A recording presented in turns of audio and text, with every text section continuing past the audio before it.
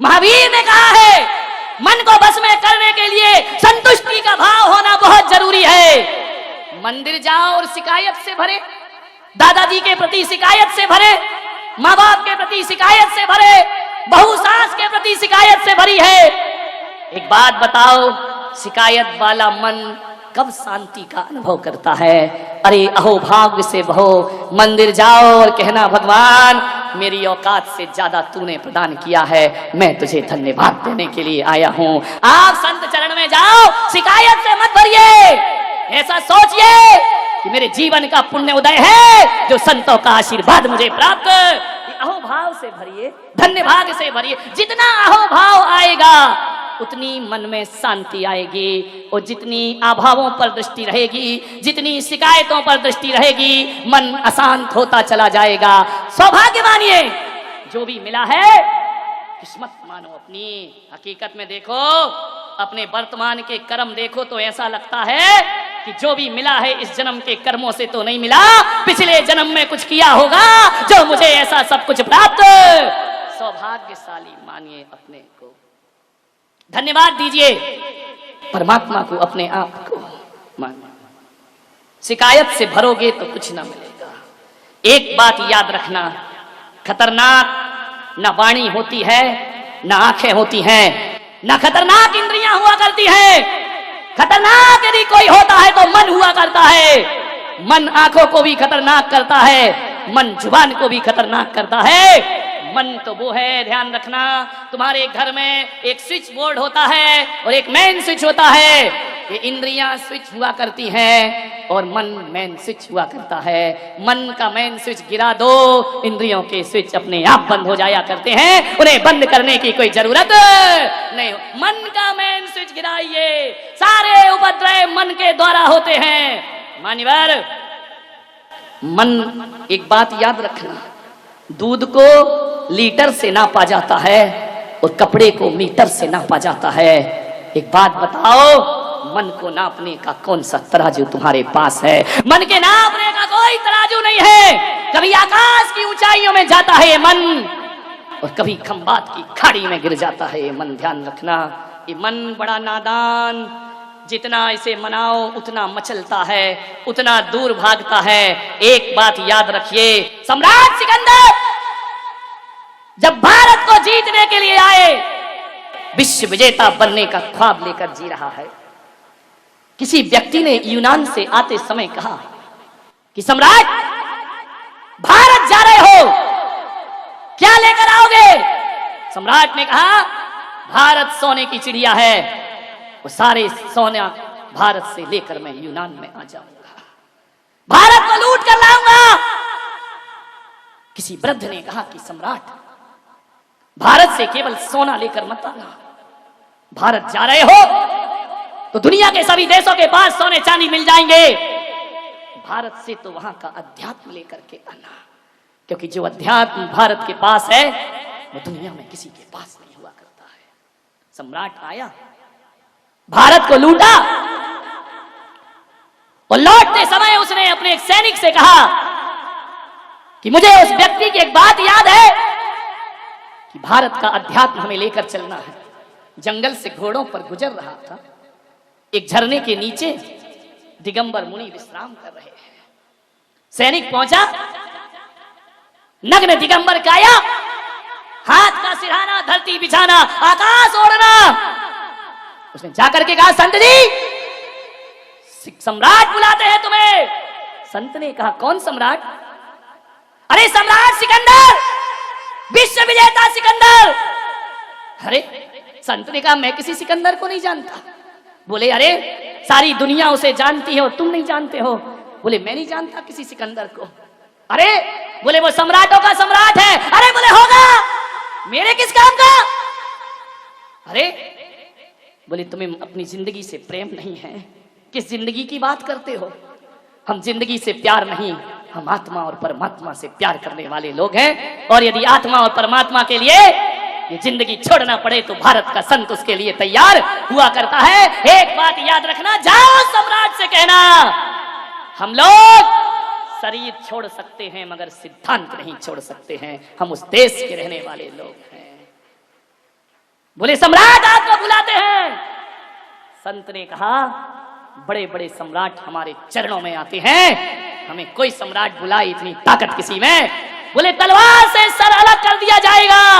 बोले इसकी परवाह कब है मुझे, जाओ तुम्हारे सम्राट को बोलना भारत का संत तुम्हें आदेश करता है, उसे जरूरत है तो वो मेरे पास आए। हमारी भारत की परंपरा है कि प्यासा कुएं के पास जाता है, कुआं कभी प्यासे के पास नहीं जाया करता है। सम्राट सिकंदर के कान में शब्द पड़े। घोड़े पर बैठकर आए, रकाब पर पैर रखा हुआ है। सम्राट ने उस संत को देखा, कल्याण मुनि उस संत का नाम था। सम्राट ने कहा है भारत के संत, मुझे देख, पूरी दुनिया जीती है मैंने। संत ने कहा ओ भिखारी, तूने दुनिया जीती है, मुझे देख, खुद को जीता है मैंने। ध्यान रखिए, हमारे यहां वो विश्व विजेता नहीं होते जो दुनिया जीतते हैं, हमारे यहां वो विजेता होते हैं जो अपने मन को जीता करते हैं। बोले चलो हमारे साथ। संत ने कहा साइड हट, ऐसा सम्राट है तू, आकाश की फ्री में दी हुई धूप भी ले रहा है, तुझसे बड़ा भिखारी दुनिया में कौन होगा। सम्राट को चोट लगी, घोड़े से नीचे उतरा। बड़े बड़े दुश्मन मैंने देखे, मगर ऐसा ना देखा जो दिल पर चोट कर रहा है। उसने कहा कि संत जी, मेरे एक वृद्ध ने कहा है कि भारत से जब लौटो तो अध्यात्म लेकर के लौटना, मैं तुम्हें अपने देश ले जाना चाहता हूं। संत ने कहा जानता है अध्यात्म क्या होता है? जरा एक बात बता सिकंदर, ये जो सारी दुनिया में लूट खसोट कर रहा है तू, ये सारी दुनिया को जो जीत रहा है, बोल इसके बाद तू क्या करेगा? बोले मैं पूरे विश्व को जीत लूंगा। सम्राट जरा ये बता तू करेगा क्या उसके बाद? बोले उसके बाद शांति से रहूंगा, शांति से जीऊंगा, शांति से खाऊंगा, शांति से पीऊंगा, पूरी दुनिया पर हुकूमत करूंगा। संत ने कहा पागल, इतने से के लिए इतना बवंडर? बोले क्या मतलब? बोले शांति से जीने के लिए इतनी बड़ी अशांति क्यों करता है? बोले समझ नहीं पाया मैं। बोले पागल, शांति के लिए दुनिया नहीं जीती जाती, शांति के लिए तो खुद को जीता जाता है, मन को जीता जाता है। अरे सारी दुनिया जीत कर भी शांति नहीं पा सकेगा। आ मेरे पास बैठ, तो सारी दुनिया को ठुकरा के आत्मा की शांति को प्राप्त कर। एक बात याद रखना ग्वालियर वालों, तुम सोचते हो कि एक मकान बन जाएगा तो शांति मिलेगी, बीबी आएगी तो शांति मिलेगी, बच्चे होंगे तो शांति मिलेगी, दौलत कमाऊंगा तो शांति मिलेगी। सब कुछ तो करके देख लिया, मरते दम तक भी शांति ना मिली। मंदिर की शांति धाराओं ने भी शांति ना दी, शांति विधान ने भी अशांत ही बना करके रखा। मैं आपसे मेरा निवेदन है, एक बात गांठ बांध लीजिए कि शांति साधनों से नहीं मिला करती है, शांति तो परमात्मा की साधना से प्राप्त हुआ करती है। ध्यान रखिए, साधना चाहिए, साधनों से कभी शांति मिली है क्या? कहते हैं कि सम्राट सिकंदर कल्याण मुनि को यूनान ले गया जहाज के रास्ते से, और जब सम्राट सिकंदर दुनिया से गया, डॉक्टर आए, हकीम आए, वैद्य आए, सब घेर कर बैठे हैं। सम्राट सिकंदर से कल्याण मुनि ने कहा कि सिकंदर, अब तुम्हारे जीवन का समय खत्म हो चुका है। संत जी, एक दिन का जीवन दे दो।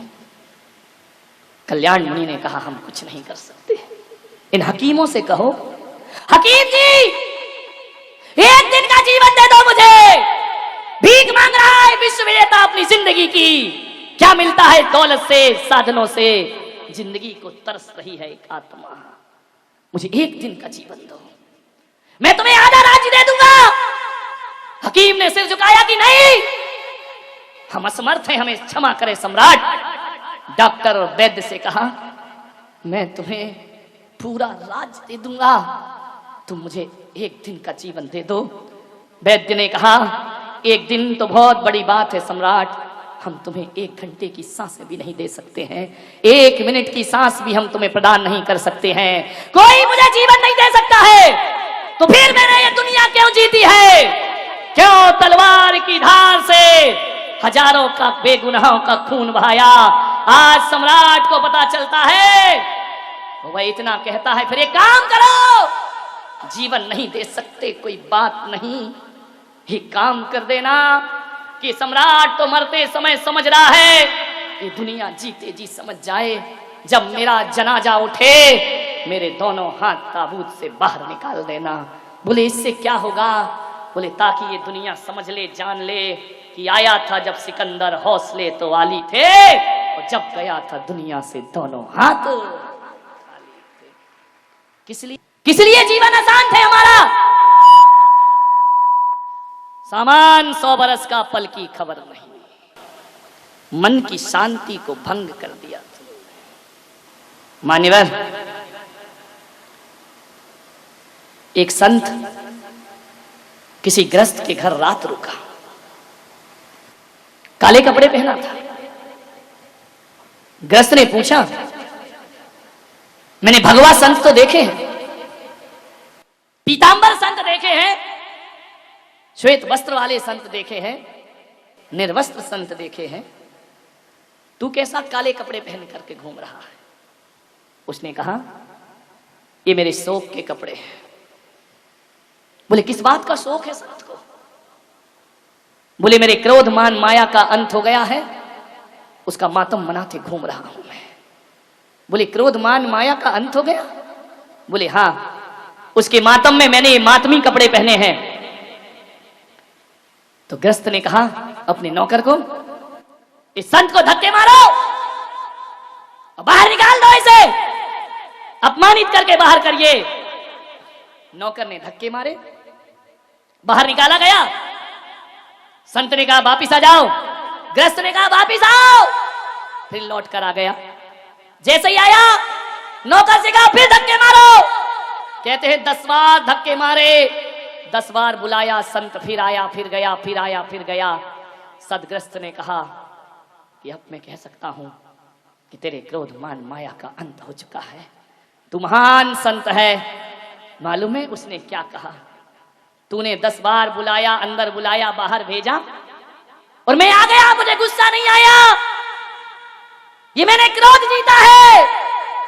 और तू कह रहा है महान संत है, तो मैं कोई महान संत नहीं हूं। अरे एक कुत्ते को भी 10 बार मारो और रोटी दिखाओ तो फिर जाता है, फिर लौट करके आ जाता है, फिर जाता है, फिर लौट करके आ जाता है।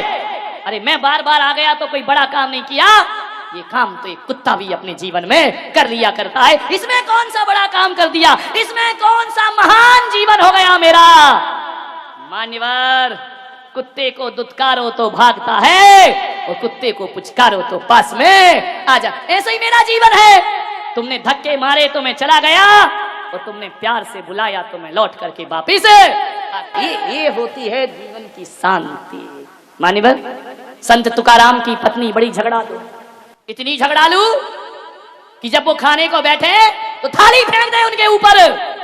तुकाराम कुछ नहीं, चुपचाप शांति से भोजन करते जाएं, करते जाएं। एक दिन इतनी गुस्से में आई कि ठंडी के दिनों में उस पत्नी ने मटके का ठंडा पानी तुकाराम की सिर से डाल दिया। तुकाराम ने कहा, अभी तक तो मैं समझता था कि मेरी पत्नी ज्वालाबाई है, आज पता चला कि ये शांतिबाई भी बना करती है। ध्यान रखिए मान्यवर, बहुत कठिन काम है, प्रयास करें। एक व्यक्ति मेरे पास आया, बोले महाराज मैं सन्यास लेना चाहता हूं। तो मैंने कहा देर किस बात की है, अब तू सोच क्या रहा है, इतने अच्छे भाव बने हैं, चल साथ में। बोले महाराज जब तक प्रवचन सुनो लगता है सब छोड़ो। तो मैंने कहा बस उसी दिन छोड़ दे। बोले मन तो बहुत है कि मैं सन्यास ले लूं। तो मैंने कहा ले क्यों नहीं रहा है, मन को देखो कितना चंचल है। बोले महाराज आज जब मैं घर से आ रहा था, पत्नी ने 3 बार हाथ पकड़ा, तुम सन्यास मत ले लेना, मैं मना कर रही हूं तुमको, महाराज के पास खूब जाओ, लेकिन महाराज के साथ मत जाओ। ध्यान रखना, बोले महाराज मेरी इच्छा बहुत है, पत्नी राजी नहीं है, वो रोकती है। और एक दिन आपने अपने प्रवचन में कहा था कि किसी का दिल दुखाना पाप है, तो किसी से बड़ी तो मेरी पत्नी है। ये सोच करके मैं नहीं ले पा रहा हूं कि मैं उसका दिल कैसे दुखाऊं, क्योंकि आपने कहा दिल दुखाना हिंसा है, दिल दुखाना पाप है। मैं ऐसा पाप कैसे कमा सकता हूं, लेकिन मन बहुत है। वाह रे बेईमान आदमी। मैंने कहा सन्यास तो रख तू एक तरफ, सन्यास की बातें तो अपन बाद में करेंगे। जरा एक बात बता, तेरी पत्नी और कौन कौन सी बातों से राजी नहीं होती है? सन्यास से तो राजी नहीं है, चल मैं मानता हूं। और कौन सी बातें हैं जिनसे तेरी पत्नी खिलाफ है? बोले ऐसी तो कई बातें हैं। मैंने कहा फिर भी? बोले वो कहती है सिगरेट मत पियो, वो कहती है फिल्म देखने मत जाओ, वो कहती है दिन भर किताबें मत पढ़ो, वो कहती है यार दोस्तों के साथ ज्यादा देर रात तक वापस ना लौटो। तो मैंने कहा बोल तेरी सिगरेट छूट गई? बोले नहीं छूटती नहीं, बहुत कोशिश करता हूं। तो मैंने कहा पागल तू उसका दिल दुखा रहा है, हिंसा का क्या होगा? बोल पाप लगेगा या नहीं लगेगा? सन्यास लेने में उसका दिल दुखेगा, सिगरेट पीकर दिल दुखाए जा रहा, सिगरेट फूंके जा रहा है। अरे उस समय तो सोच हिंसा लग रही है, पाप हो रहा है। बोल झूठ बोलने को पत्नी मना करती है। मैंने कहा झूठ बोलना छोड़ दिया? बोले नहीं छोड़ा। तो मैंने कहा पागल पत्नी तो कई चीजों को मना करती है, लेकिन तेरी समझ में एक सन्यासी आया कि उसने मना किया और मैं ले लूंगा तो दिल दुखेगा। अरे सिगरेट में भी दिल दुखता है, तू जो आवारा गर्दी करता है। विचार ये मन की चालाकियां तो देखो, कैसे सन्मार्ग से बचाता है अपने आप को। मैंने कहा केवल सन्यास का दुख नहीं देना चाहता तू, बाकी सारे दुख उसके हवाले तूने कर रखे हैं। अरे सोच तो विचार तो कर, मन बड़ा चंचल है।